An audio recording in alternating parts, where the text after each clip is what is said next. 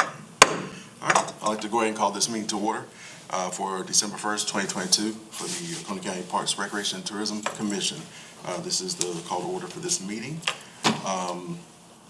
Next up, we have the approval of the minutes. So if everybody has a copy, y'all need a minute to just look it over real quick.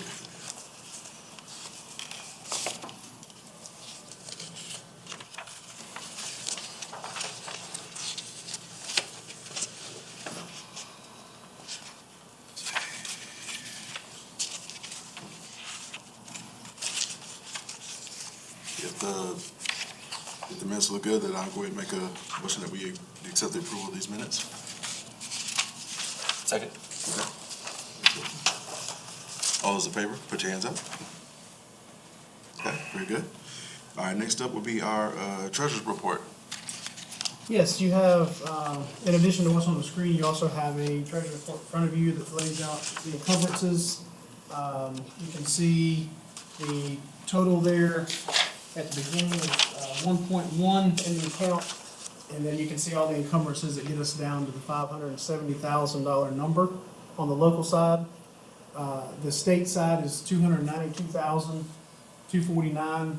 If you'll notice on the bottom of that treasurer's report, the first quarter check for this year ended up being $116,000.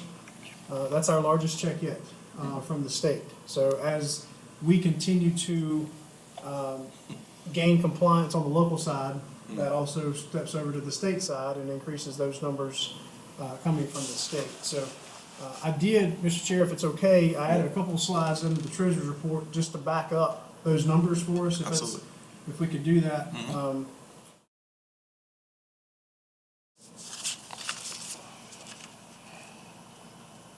There we go. So this just ties into what you're looking at on your treasurer's report. This is a snapshot of our local accommodations tax over the last 10 years. So you can really see, kind of between FY19 and FY20, where we really had a perfect storm in that we began the compliance process for the short-term rental properties, and that's also when we had two come on that year, lodging properties, traditional lodging properties, and then another one come on the next year. So, really having all those happen at one time plays into that really takeoff of the local accommodations tax coming in. You can see in the pie chart there how that breaks down. 46% of these numbers come in from the short-term rental numbers, 40% from the traditional hotels, and then 14% from our campgrounds. So it's interesting to kind of see that makeup. Before the compliance process, we actually had more money coming in from the campgrounds than we had from the other two. So it's amazing what, when you add, get the compliance and then you add a couple of hotel properties, how things shift around really quick. And then you'll see on the bottom right there, we saw a 26% increase in FY22, and then already the first quarter of this year, we've seen an additional 15%, totaling that $48,000 that's coming in addition compared to the first quarter of last year. So we're continuing to see that trend rise. I do think we're starting to level out, and I'll show you that on this next sheet. This is sort of a takeaway of short-term rentals over the last 12 months. Listings are up about 17% across the board over the last 12 months. Bookings are up about 18%. And occupancy, while it's 58% year long, we had a high in July of about 77% and a low in January, February of 40%. So it fluctuates, as we expect in and out of season, and you can see that on that chart on the bottom. That's showing your occupancy across across 2022 and how things build up and then come back down. We are, the average daily rate over the last 12 months is $380 a night. That's not hotels, that's the short-term rental side, the houses. And that's 6.5% up over the previous year. We are seeing, as the supply and demand climbs, we are seeing the occupancy drop just a little bit. And so I think you've got people are building up for the big summer season and fall football season, and then you've got an oversaturation in those shorter seasons, which is probably typical. But it's a good picture, to see and kind of look at our market from a yearly standpoint, so you can kind of see how we're seeing those things and seeing our numbers rise. This is kind of the back end of that, so that you can have a piece that puzzle together. In October, we had just under 800 listings on the short-term rental side, 800 properties. So that's a lot. Wow. So I just wanted to, and then I'll go back to this so you can kind of see where we are from a number standpoint. But that is what is allowing us to be in project mode right now, in a good way. So I wanted you to kind of see the back end of that and see where we were and how we were getting there before I asked you for some more money today. So there was a method behind my madness. Phil, I have one question real quick. Yes. If you can go back to that previous one, sorry, one more, I guess. That one, where it says FY '23, is that just the first quarter there? Yes. That's represent? Wow. Wow. Yeah, well, first quarter is up. So what you're seeing on the far right-hand side, 376 in the chart, that is the first quarter revenue. That's July, August, and September. Wow, And so we're always a month and a half behind. sure. So when I get, today's the first, I should get an email today from finance with October's numbers. Okay, So I'm always, because you have until the 20th of the next month to pay your, everybody that stayed in October has until November 20th to pay their lat to the county. sure, And so by December 1st, you'll have those numbers to me. gotcha. So I'm always about a month and a half behind. But yeah, that's our first quarter numbers. And last year was really, really strong, and then to be 15% up already, Right, it's a good indication. We're seeing that on the campground side too. All the football games, we're continued to be full throughout. I was full at South Cove over Thanksgiving. wow, And so we continue to see that from a football standpoint. We continue to also see additional RV properties pop up around the Clemson area, taking advantage of the RV market for home games. And we're meeting with potentially another one that's looking at another RV type market in the Seneca area. So people are taking advantage of who we are and what we have to offer. cool. Any other questions on that? It just kind of brought a thought to my mind about how it's amazing how, 'cause I believe the county airport was closed for the repairs. When did that close first? Like, when was it official when the airport closed? Like, for the repair? I don't want to say a date and get it wrong. It was right before football started. It was I believe. around the beginning of August, I believe, because I live right out there, but I don't remember a date exactly, but it was right before season started. Yeah, I had a meeting with our administrator yesterday, and she was leaving there and going to an airport project meeting. I think it's really close to being completed, Okay, oh, great, but I don't want to throw those dates in there because I'm not on that project. right. Right. It just, these numbers are just extraordinary. Even considering the fact that they've been working on that, for a while. And so for that kind of traffic to be coming in, the ADR here, it's just impressive right now, the growth, incredible. Yeah, and we're seeing other counties and jurisdictions. They're seeing our numbers, and we're starting to get phone calls and to see how are you gaining compliance. So I actually did a small presentation at our state conference a couple weeks ago on what we're doing, and I was asked to do a bigger one next year. So I mean, there's an interest out there to say, hey, why is not everybody's pie is climbing? You know what I'm saying? So it's a good thing that's happening, but we are in a very unique location in that our short-term rental market Yeah. is going to be more comparable to that of the coast than it's going to be of any other county. Or any other lake community, another lake communities around the state. Phil, I'll make a comment too, just because we deal directly with this, that the VRBOs and the Airbnbs are also automatically taking this tax out and sending it, right?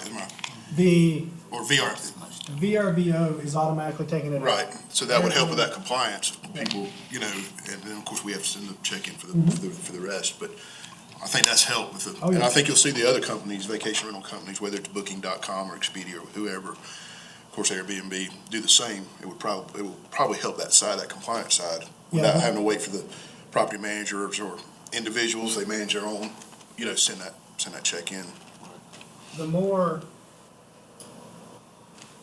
those third-party companies grow, as they get big enough, they start reaching in and trying to grab that themselves and pay it in a lump sum. It creates a small challenge for us because we'll get one, I think I've told you this before, we get one check from VRBO Yeah. for the month. And But you don't know where that's This is for 300 homes. And that's all we get. Yeah. And Kevin, you may can correct me if I'm wrong, a lot of these properties do market across platforms. Some of them are VRBO specific, some of them are Airbnb specific, but there are some that kind of do both. Well, and most of our clients do, and there's also third-party aggregates that are going out there to say, if you list on our platform, we'll make sure you get to all the platforms, whether it's Bookings or Expedia or Airbnb. So you'll see more of that platform come on, where that one individual who manages himself may come on and say, well, I want mine on VRBO. Because all that information, because you got to be careful, because that's when all these bookings start overlapping and you're overbooking your property, and it can be a nightmare. So it's interesting to see how this technology is coming out to keep that from happening. And Are any of your homes on VRBO or? everything we have, so we manage, I think April said, we manage about 38 vacation rentals on Kiwi itself. And most all of ours are either or both, and most of them are both. Any other questions on numbers? If not, I will get to our action items, and I'll preface this by, you probably saw the little thing they did in the paper with our presentation to council. We've got 18 active projects going right now. We've obviously never had anything like that in the past. We haven't had the resources to do those kind of things. But it did come at the right time because our infrastructure's old. And, we're working our way through each park, and you'll see that with our project list and the things we got going on. I've got all the projects listed at the end of this, so you can see exactly what we got going on. But I've got 7 specific projects today that I'll bring to you. The first one is at Charam. This is a roof repair. It's a roof replacement on the top building. That's our recreation building. And then the bottom shelter, I am going to add gutters to the top and kind of control that coming off there. That building, I don't have the stats in front of me, but it's rented hundreds of times a year. It has 2 different time slots. You can rent it from 10 to 3 or 4 to dusk. And so it's turned over just nonstop. And a lot of weddings. A lot of weddings, a lot of family reunions, different things. So this first is to replace the roof on that, add gutters to it. In addition, the shelter at the bottom, which is right in the parking lot next to the creek, it is those beams, again, that shelter right there, I'm guessing is probably 50 years old. Probably. And so we're gonna actually support it, replace the beams that are there, put some new footers under them, and add a little grilling pad off to the side for folks that are using that for grilling. So we have gone out and got quotes on those 2 projects, and $39,000 is our best quote. And so I bring that to you today as a maintenance upgrade for this project at Charam Park. And the roof does leak in the rec building. So, we're not just Typically asking. don't wait till they start leaking before we replace it, but in this case. But I present that to you for consideration today, and I'm happy to answer any questions on those. Are we gonna vote on these individually, or is it towards the end? Have you go through this and then vote? I think we need to vote on them individually. Okay. If you want to go through them all and come back, or if you want to do them as you go, Mr. Chair, that's up to you. We can do it one at a time, yeah. I think based on this, I'd like to see if we can make a motion that we allow for the funds up to $39,000 for this Charam roof replacement and gutter install and the shelter as well. I'll second. Any discussion? All those in favor, raise your hand. Good, good. Very well, thank you. Mhm. This next project is an unexpected project. We built the new office at Shaw Ram probably 2 years ago now? 2020. 2 years ago. And during that process, we built a new parking lot. Well, as part of the new parking lot, there's a lot of water that comes off our parking lot. And so we had to add some culverts throughout the park. And unbeknownst to us until recently, one of those culverts was directing water down the mountain right at this shelter. And it was running down the mountain through the trees. And the last big rainstorm we had, it actually knocked this shelter off its foundation that you can see the pictures of. So it is in a place, if you're familiar with this shelter, Shelter 1 is the one that sits above the waterfall. Very, very popular, very, very attractive. We recently built the boardwalk down to it. But because of the routing of the water, and there's a couple of spring heads behind this that we were managing until the extra water started coming, we're gonna have to demolish this shelter and actually move it away from that spot. And if you look at the picture on the top right, the big oak tree, the tree that you see there, it's actually just gonna move to the other side of that tree, still above the waterfall, still facing the waterfall, but out of the path of that water coming down that mountain and off of those spring heads. So, as unfortunate as it is fortunate for us to be able to get it off of those spring heads that it was built onto originally. This particular proposal is through Thomas & Hutton, which is our on-call engineer. And they are coming in and are designing, they're also gonna do the construction management and all the surveying for a new shelter as well as a new water control and erosion plan coming off of that mountain. So we're gonna essentially build a dry waterfall that can handle the water during storms, if that makes sense to you. So the boardwalk's gonna stay there. When we're done, we're gonna come back and build a platform so that you can see the waterfall and take advantage of that. And then when it's raining, that water will be able to flow as it should from a stormwater standpoint. So the engineering and the design and the construction management for this entire project from Thomas & Hutton, that's the $30,080 that you see. Once that project is designed, we'll have to bid it out, and that will come back and probably be on the capital side, not on the ATAC side when it comes back, if I had to guess. We're building a shelter now at High Falls, and so I'm probably gonna mirror them together so that we begin seeing that same aesthetic move throughout the park. So this does have a 10% contingency on it, because once we take that up, we're not quite sure what we're gonna find under there. So we did add a 10% contingency onto that number. So that's for us to begin addressing that. We did have to close it. You'll see the yellow tape around it in that upper right-hand picture. So we are not able to rent that out right now. We've closed it for the season until we can address it. So it is somewhat of an emergency issue for us in terms of the public being able to utilize that space.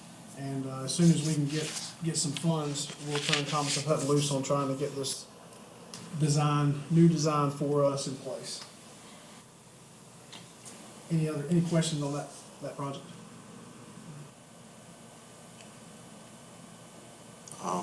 I'll say that I want to make a motion to accept the $30,080 for the Chaw Ram engineering design, surveying, and construction management for this new Shelter 1 and dry water bed design for Thomas & Hutton. Second. Any other discussion? All those in favor, raise your hand.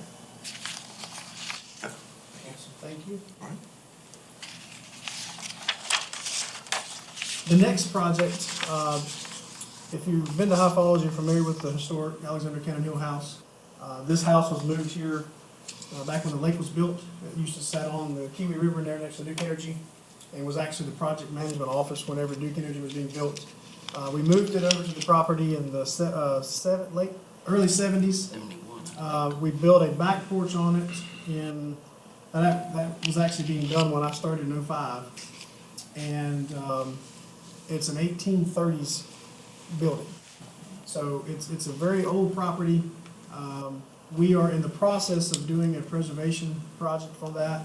And as you can imagine, when you take off something else surfaces. So we started downstairs. I showed y'all some pictures last meeting of the downstairs.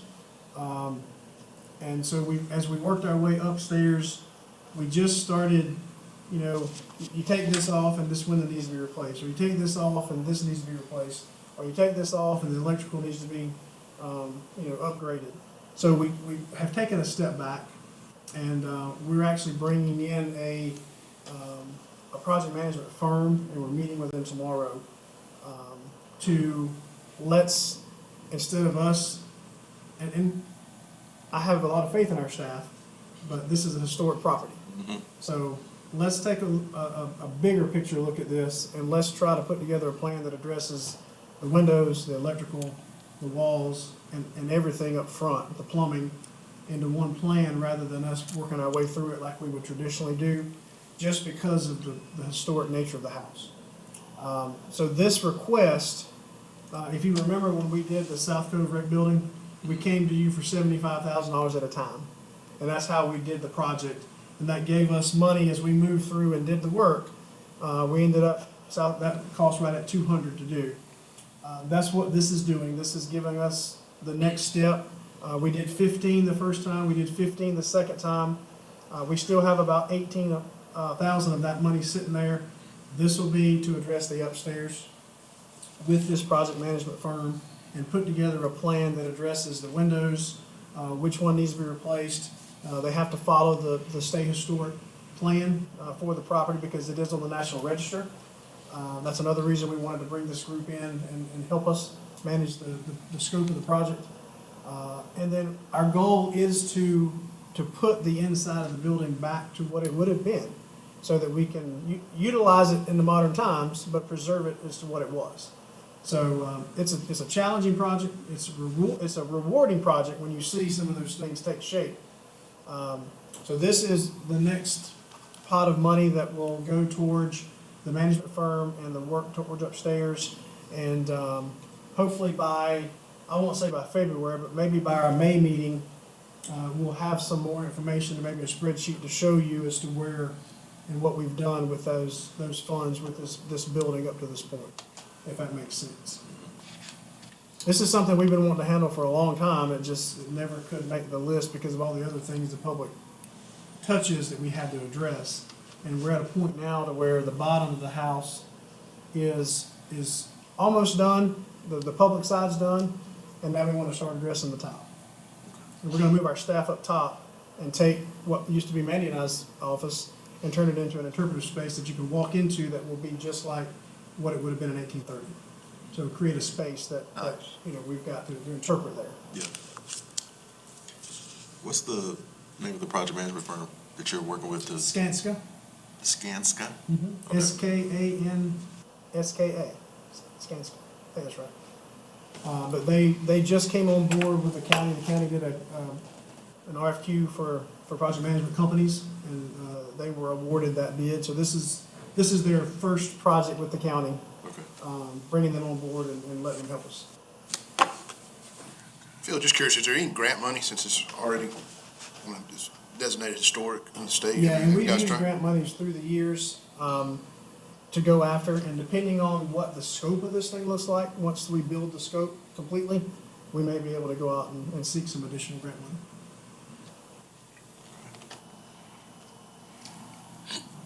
And from the county's consideration, local aid tax is grant money. Yeah, right. But yes, there are some other matching opportunities. I say we go ahead and, I'll make a motion that, we accept this bid for the $65,000 for the High Falls, Alexander Cannon Hill House Historic Preservation Project Phase 3. I'll second it. Who did? Discussion. Yeah, you. I'll take it. Any? Okay. All those in favor, raise your hand. Awesome. All right. We're going to have to do a tour one day, so y'all Yeah. can see all this Yeah, stuff. yeah. that'd be Yes. fun. The next piece is, it's in front of you, it's a replacement gator. We, for years, have been able to get by on surplus vehicles. If you go to some of our parks, you'll see old military vehicles, old military golf carts, and occasionally we'll buy them off of surplus. You know, $500 here, $1,000 there. And so we've done that for a number of years. The last two that we bought, they're done. We've got everything we could out of them. We bought them for $500 a piece, and it's a piece of equipment that we depend on. You know, the parks get in and around the campground. We've got to have something. There is nothing in surplus right now, and it's hit and miss when things get into surplus. We just got lucky the last run. The military released a bunch of golf carts and gators and things like that, and we took advantage of it. But there's nothing there for us right now. We're without a utility vehicle at South Cove. So this is a bid to replace the camo military gator that we have now with a new one. We're doing a 6-wheel with the power lift on the back that helps us with cleaning throughout the campground. So you can see that bid in front of you. That's a state contract bid for us to replace that gator. We need one at Charlie. So it says that there's a 10% contingency on this. What would change the price? The only thing that would change the price is if there was something that there was an add-on or a deduct that was on the state contract that changes between now and when we order it. Okay. I don't anticipate that happening. Gotcha. Okay. And each park has different pieces, so like this works at High Falls and South Cove, but at Chaw-Ram, the bridge they can't have a gator at Chaw-Ram because of the bridge. It's gotta be a narrower vehicle. Gotcha. So, trust me, our mechanics would like to have one group of vehicles. And once again, you said this vehicle will be exclusively for South Cove Park? South Cove? It'll be housed at South Cove. Okay. It certainly could be loaded on a trailer and shared. They share equipment throughout. Okay, But typically these stay at the parks they're at. okay. Mostly the things that get shared are, you know, backhoes or you know, tractors or things that we may not. Of course, we now have a tractor at each place, knock on wood, for the first time. Skid steer. So the skid steer is shared back and forth, because we only have one skid steer that we share one of the parks. But yeah, typically this is gonna stay where it's housed, or maybe used for an event or something. Then I'll go ahead and say I'll make a motion that we accept this bid for $13,643 with a 10% contingency for the John Deere Gator replacement 6x4 gas model with powered lift. I'll second. Any discussion? All's in favor, raise your hand. Very well, thank you. The next one's a little more fun. Most of us grew up on that big old climber that you see under the number in traditional playgrounds. So we've got two pieces of equipment that are just outdated. We've got a climber and a spinner that, while they're fun, the spinner is we've replaced the bearings, I think 4 times now, and it's time for it to go. And then the climber doesn't meet today's standards, unfortunately. The things that we had fun on, there's new standards, and we don't always meet those now. But we're replacing those with these 3 pieces, nature-themed items. You can see the pictures there. And to buy those 3, to have them installed by the professionals, and to get the handicap-approved mulch placed in there, that's the bid for that playground, $25,630. And we're trying to address playgrounds as we go through. The next one you'll hear about, hopefully, is Chaw-Ram. I've got a nature playground I want to do at Chaw-Ram coming up. Is there a fence completely surrounding all this? No.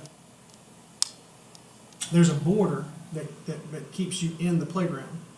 But once you get out of that border, it's just out in the open. Okay, Now, this particular playground is in the campground. okay. So we have a playground by the office at South Cove, and then we have a playground out on the campground. And so this will be out on the campground. And there's 2 pieces out there. There's a place system that's got the pour in place molded rubber floor And then there's a section that's got the swings and the climbers that's got the mulch. We just ran into this in Seneca. I don't know if you kept up with much of it. Autistic Mhm. kids that we didn't even think about, they can't come to these playgrounds. Because if they let them go, they'll just take off. They could take off. So now that's why one of our playgrounds at Shaver has a fence surrounding it. Okay. So, we never, I never heard that, but we had a mom say, I would love to bring my kids to this, but we can't because if we turn them loose, they may take off. So now we got one specific playground with a fence around it, and the autistic kids can come in and play and enjoy it. Very good. And, I was thinking if there's something I could say, hey, look, South Cove has this or whatever, but just good to know. I'll check into that. We never knew. I think all the playgrounds we have are pretty much open, like, They're all open. They're not. They're all open and they're all now ADA accessible. So we did work on that a couple of years ago. We've got a couple of, we took out some swings, and if you grew up here, the slide at Shaw Room that was like 20 feet high. Yeah. We took it out, it no longer met the standards, and so we It want was- to replace something in that area. But everything is open, it has borders on it, with the floor, the safe surface, but we don't have any fences, but I'll check into that.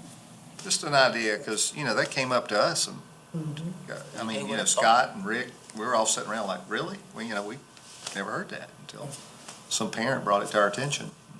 So we did, we put one around one area, so it Good. works. Very well.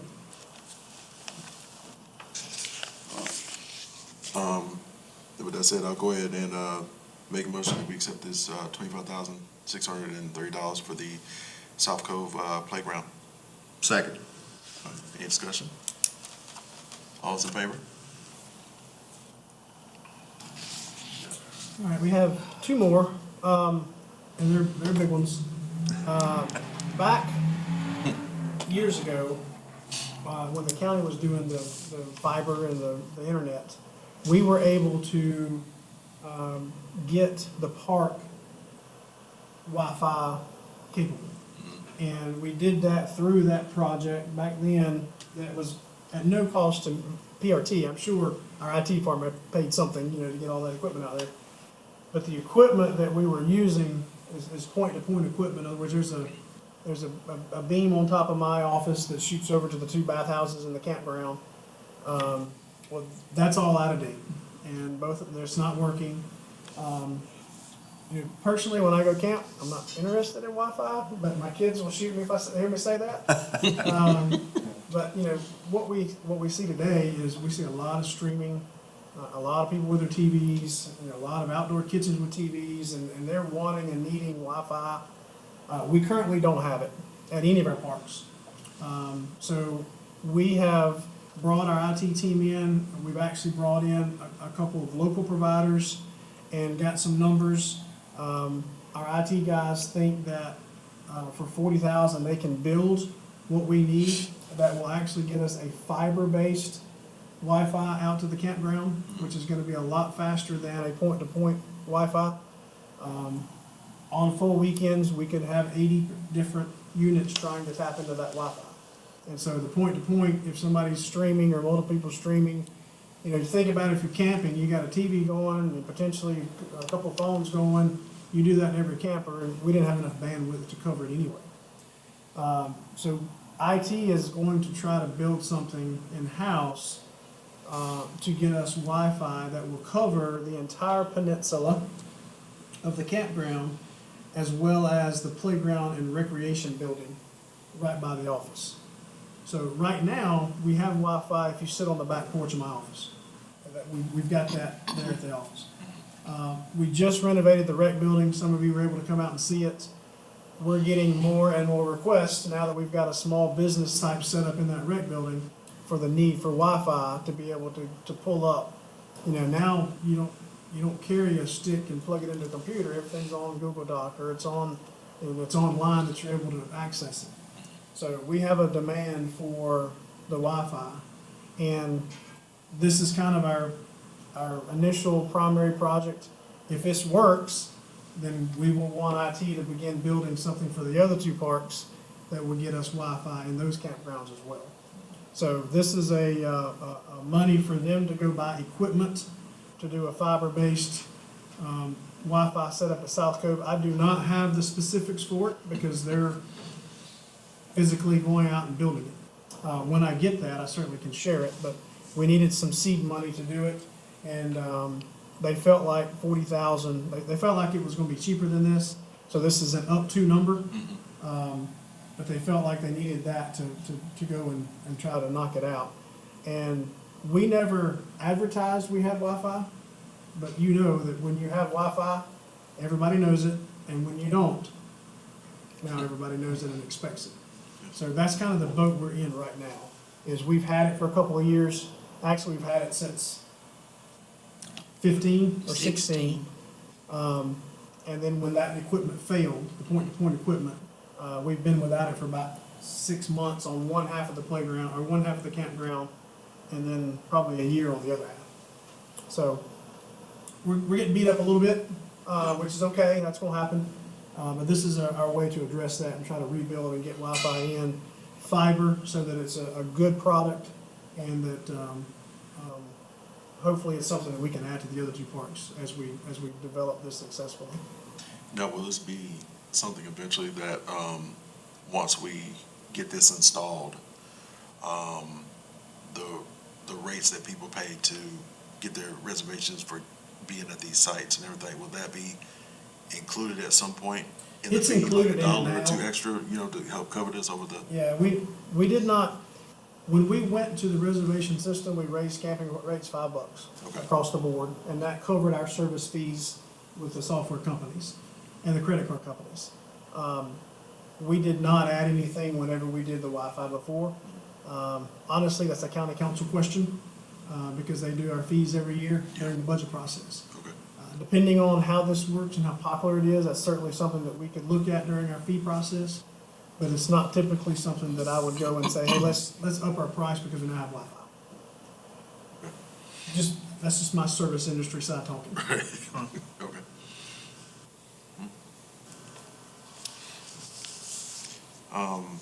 With that said, I'll go ahead and make a motion that we accept this, bid up to 40,000 for the South Cove Wi-Fi installation for the campground residents and recreation building. I'll second. Okay, any discussion? All those in favor, raise your hand. Okay. There's never any discussion. I don't know if that means you'll like it. I'm not I think it's questioning it, you're wrong. No, Yeah, no, I think it's expected though nowadays. I mean, Yes. you pull it anywhere. Our park, You know, We're it's getting that. becoming more and more expected everywhere. And- yeah, and- we're getting it. You All know, three of our parks are in places where we can't do full hookups. We have the dump stations. You know, we can't do full hookups out on the island because of the lake. Same thing with High Falls, and Shaw Round's built on a granite rock. And so there's no way to do it up there either. So, that's something that also is expected more times than not. But being lakefront or being on the river has been okay, and we're filling up. But yeah, there's some expectations that are coming with the new campers and the sizes of today's campers. We weren't ready for them, and we've had to make some adjustments for that. I mean, just like anything else, like, to now go on a website, like if you're gonna stay in a hotel, whatever, you look at the amenities, I mean, you see Wi-Fi is just Oh, yeah. standard, so people come to our parks, same thing for accommodations, so. Speaking of expectations, this is the last one. You need a place to go to the bathroom. And so we're specifically talking about the septic system for what we call the Knob Bathhouse at South Cove. This is the one on top of the hill, right in the middle of the campground. When we built that, I actually built that bathroom in 2009, 2010. DHEC allowed us to attach to the existing septic that was there from the 70s. And so we're still using the septic system from the 70s for that campground. From the middle to the point is all being used from that original septic system. We knew eventually it was going to fail, but you don't know when that's going to happen.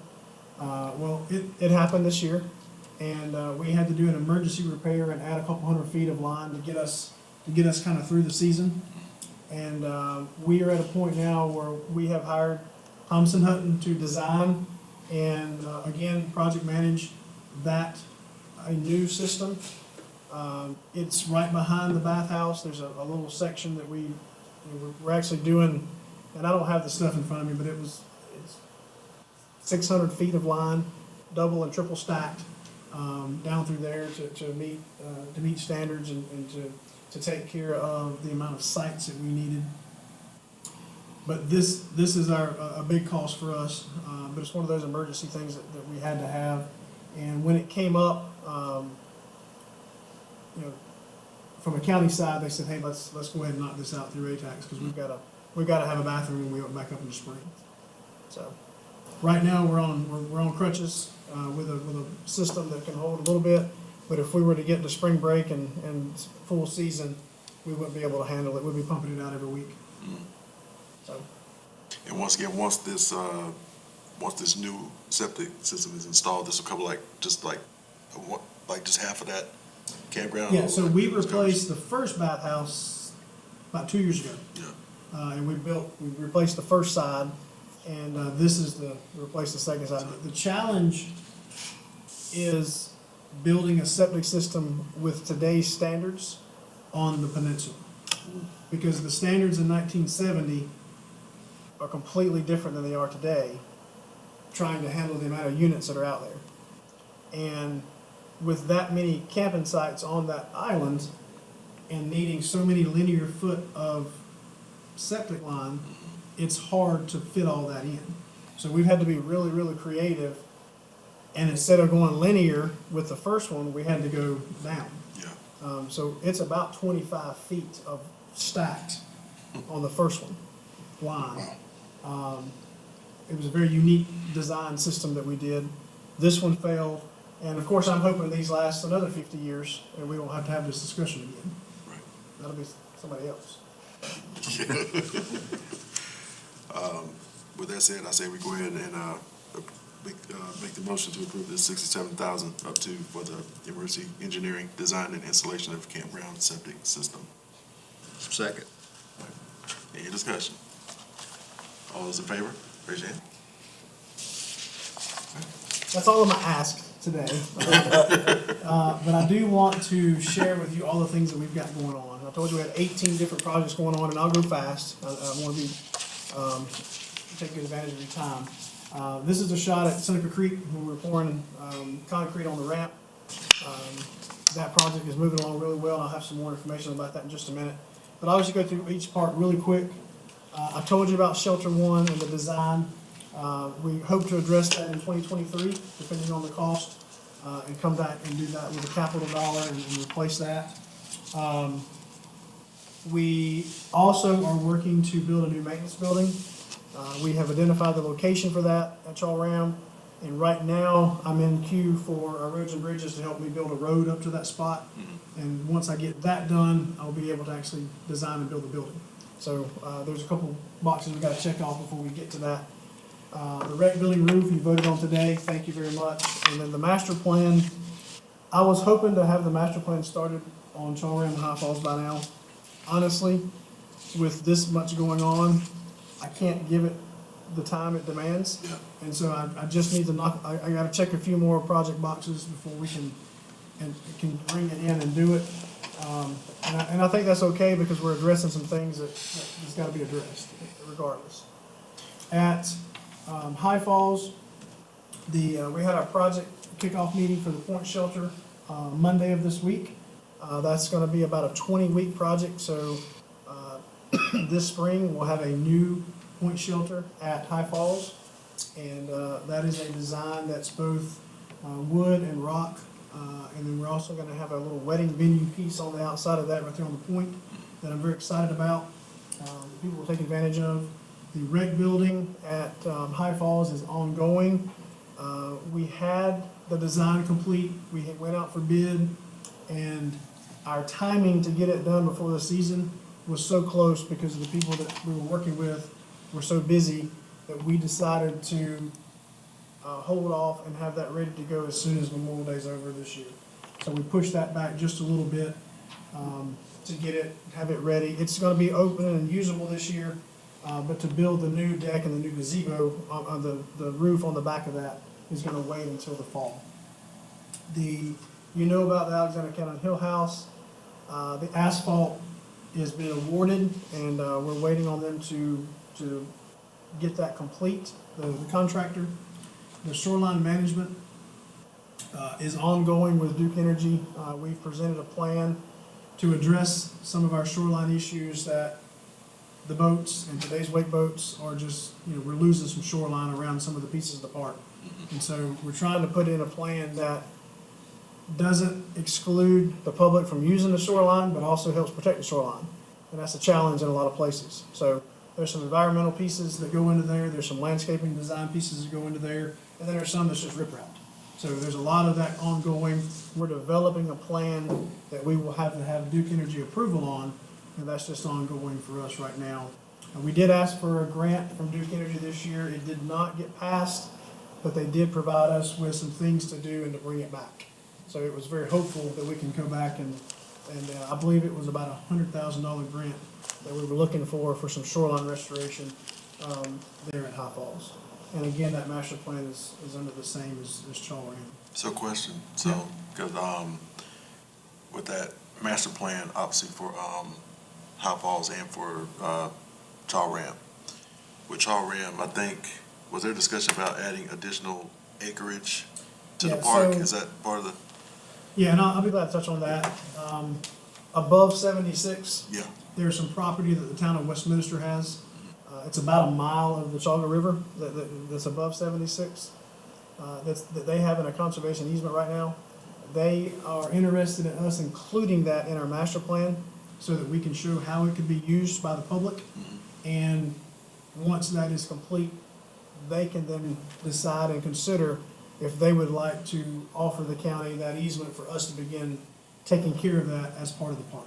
okay, So we are in those conversations.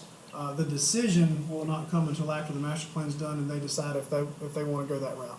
But we are going to pay to include that piece in the master plan so that they can see how that property can be used. and then High Falls, I think you talked to us before about the peninsula. There's Yeah. a separate piece of property at High Falls, and we're going to go ahead and do the master plan on that as well. Yeah, So that we can see, the goal is to separate the user groups. Day use uses the existing park, campers using the new park. So we are gonna master plan it in that direction, and then when that comes back, that'll be a capital decision from the county. Building a new campground is gonna be obviously very expensive. And so, that'll be something that we'll have to decide from a county side. Ultimately, can we build it, or do we have to revamp what we have?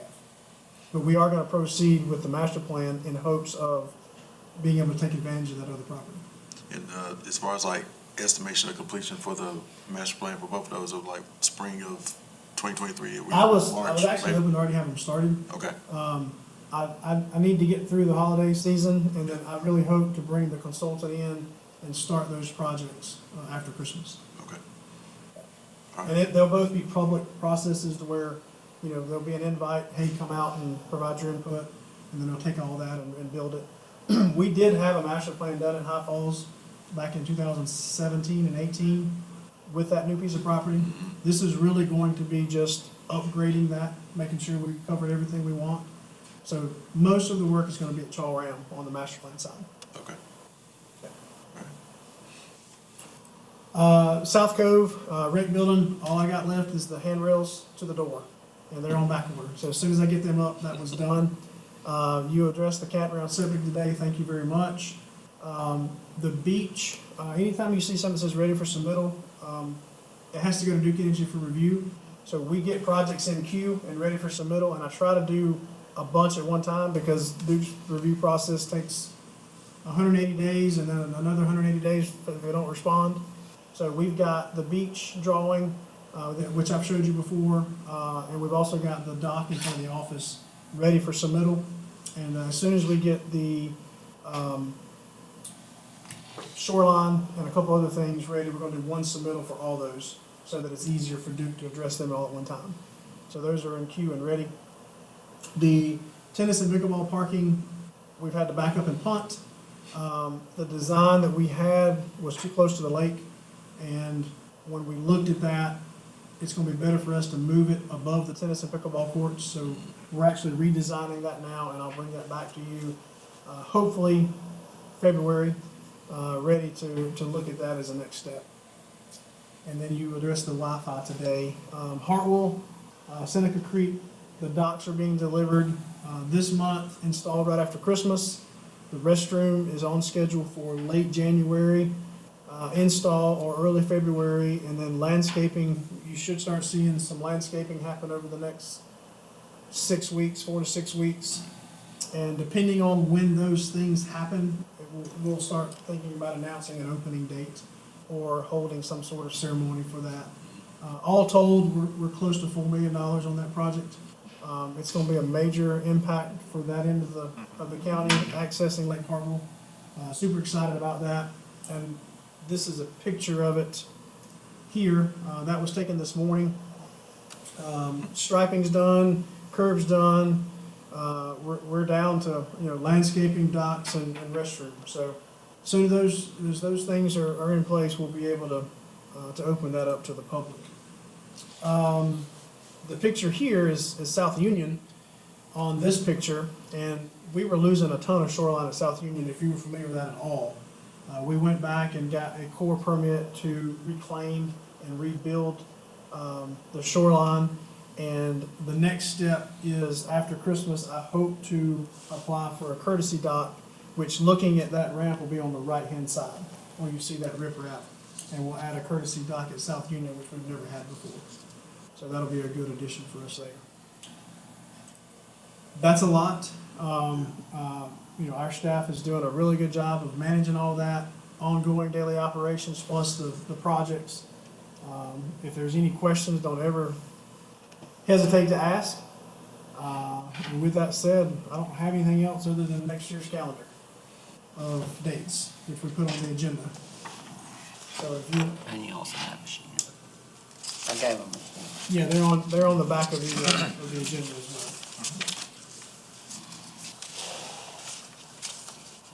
So I took advantage of almost the whole hour today. Happy to answer any questions if you have any. Just one question about Seneca Creek. What are the plans for game days? Because I'm assuming people will try to attempt to park there. Yeah, this year we just simply put up some barriers Sure. because it was under Yeah, I did see construction. that, yeah. Next year, I don't have an answer for you yet. We want it to be just for boats. We do have 20 single parking spaces in there. I don't anticipate us charging and doing anything for that. There is a master plan for that area from the university that's gonna be happening over the next 2 or 3 years that I think will answer that question for us. I don't think you're gonna see the parking extend all the way out there. I think they'll handle more of that parking on the other side of the project that's getting ready to be built, but I could be wrong. There's a plan to do some rerouting to Seneca Creek Road Yeah. and to add some facility buildings just next to where we are now. And our driveway will actually extend up to the new road. So I think it's gonna take care of itself. We may have a season or two. I don't wanna have to post somebody out there and say, but I want it to be just for boats, Right. best I can, or for picnicking. But I don't have an answer for you today. Yeah, I could just see it getting pretty hectic out there. Yeah. There's usually people lining the streets, They are. or that road already and everything, so Yeah, I'm sure it might get overrun. game days this year, we only had people parking in the Seneca Creek lot, which is across the road. And the side road parking stopped well before the testing building, the old testing building. Yeah. So we didn't have it coming all the way to us. We did kind of evaluate that. Again, that could change. But a lot of it's gonna depend on the construction and the project that the university's doing right there. So I think we're gonna have to play that by ear. Okay.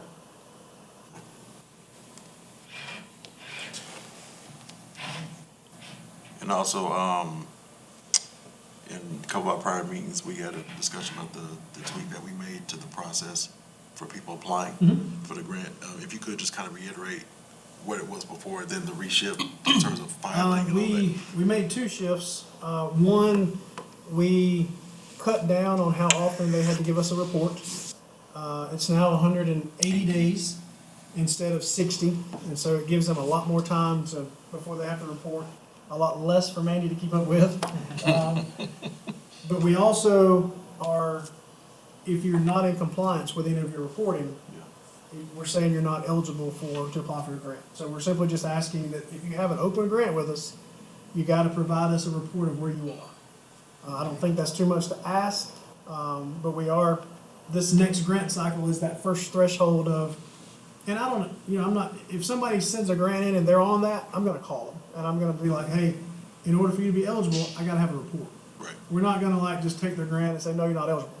So we are gonna try to call them and say, look, you're not eligible. But if we don't get it, I mean, I'm not gonna make 4 or 5 phone calls. So you get a phone call that this is what we need. If we don't get it, then I'm gonna share that with you guys. And unfortunately, I'm gonna recommend we don't have them eligible. But it just helps us make sure that if we're audited, we've got the reports that we need with our grant process. So ideally, the ones that we voted that got the grant funding this previous last round, yourself, I mean, you've already emailed and Well, called. we went ahead just to and kinda- we extended the 180, I believe, starting with that last grant Yeah. cycle. So Yeah. they won't have anything due until 180 days. Okay, So this is gonna fall into somebody that might have an open grant from 2 or 3 cycles ago, that the grant's not finished, and they don't have an interim or a final report to us. yeah, We're gonna be like, hey, that's, Mr. Shirley, you have a Right. grant up with us and we don't know where it's at. If I don't have this by, the 15th, when we get our grants, then your grant's not gonna be eligible. And we'll probably not do it by the 15th, we'll probably do it by the meeting date, because we won't know who's applying until, they don't all come in until that last couple days. Yeah, So- they wait till the last minute. okay. I have nothing else. Does anybody have any other questions? I'm good. Good. Then, I say, I'd like to make a motion that we adjourn the meeting. Second. All those in favor, raise your hand.